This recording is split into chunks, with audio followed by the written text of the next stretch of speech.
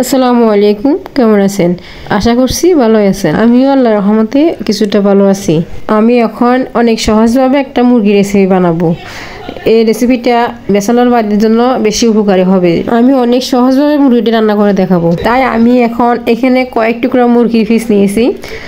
মুরগির পিসগুলো অনেক বেশি বড় করি নাই, আবার ছোট করি নাই, মিডিয়াম সাইজের মুরগির পিসগুলো নিয়েছি। এখন আমি এই মুরগিগুলা আলু দিয়ে রান্না করব অনেক সহজ। এখন চুলে একটা ফ্রাই প্যান বসিয়ে দিলাম, ওখানে দিয়ে দিলাম সাদা তেল, তারপর দিয়ে দিলাম কয়েকটা তেজপাতাগুলোকে এখন একটু তেলের মধ্যে ভেজে নিব, একটু গ্রানটা যেন ছড়িয়ে আসে। এরপর 1 কাপ পরিমাণে ফিশ কুচি দিয়ে দিলাম, তো এগুলোকে একটু ভেজে নিব, হালকা ভেজে নিব।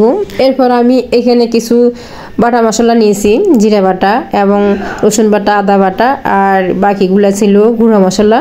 তা আমি আজকে বাটা মশলা দিয়ে রান্না করব। তো এখন দিয়ে দিলাম আদা বাটা 1 চামচ এবং জিরা বাটা 1 চামচ। এখন একটু তেলের মধ্যে ভেজে নিব। এরপর বাকি যা মশলা ছিল আমি ওই মশলাগুলো দিয়ে দিব তেলের মধ্যে।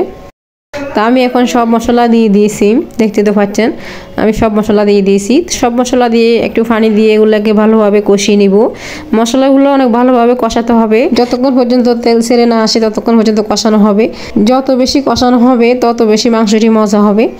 এখন আমি কষানো মশলায় মাংসগুলি দিয়ে দিয়েছি। মাংসগুলি দিয়ে এগুলোকে ভালোভাবে মশলার ভিতর ভালোভাবে নেড়ে ছেড়ে কষিয়ে নিব অনেক ভালোভাবে।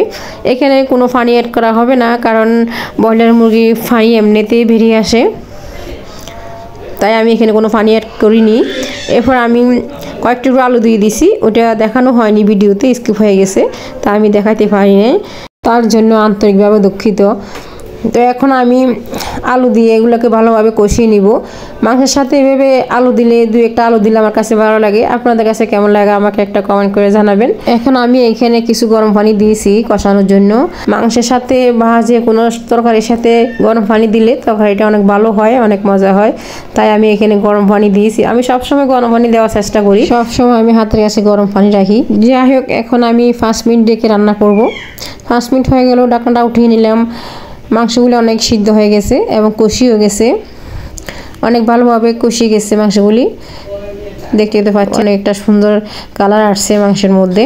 এই ভিডিওটি আমি আজকে ব্যাচেলর ভাই ও বোনদের জন্য বানিয়েছি, তারা যেন শর্টকাটে রান্না করতে পারে। আর যদি অন্য কোনো রেসিপি দেখতে মন চায় তাহলে অবশ্যই কমেন্ট করে জানাবেন। যদি আরও ভালো ভালো রেসিপি দেখতে চান তাহলে আমার এই পেজের নামে একটা ইউটিউব চ্যানেল আছে, ওইখানে গিয়ে দেখতে পারেন, ওইখানে ভালো ভালো রেসিপি দেওয়া আছে, ভালো লাগবে অবশ্যই।